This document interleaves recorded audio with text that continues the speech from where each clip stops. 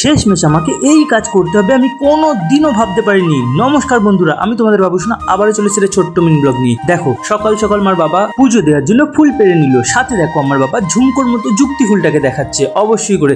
তারপরে দেখো আমি আর আমার বাবা বেরিয়ে পড়লাম। কোথায় যাব অবশ্যই তোমরা দেখতে পাবে এক্ষুনি।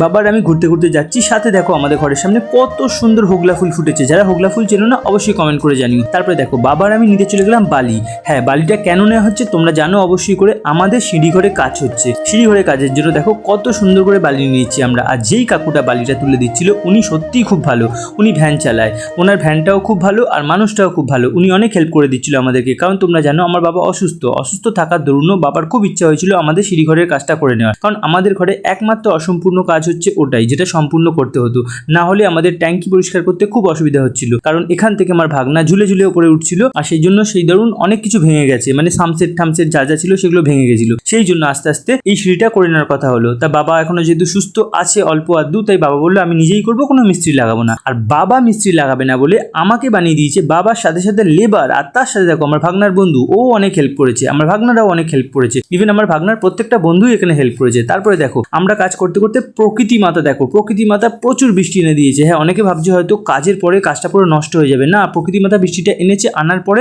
আমাদের ঢালাইটা আরো মজবুত হয়ে গেছে। এরপরে কি হয়েছে জানতে হলে অবশ্যই ফলো অ্যান্ড সাবস্ক্রাইব করে নাও ঝটপট।